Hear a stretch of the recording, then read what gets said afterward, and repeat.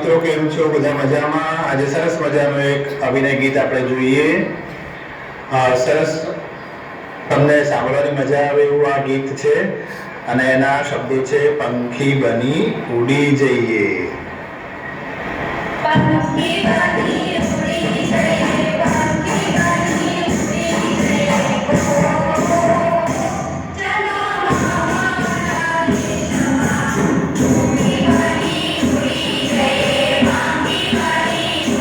જઈએ,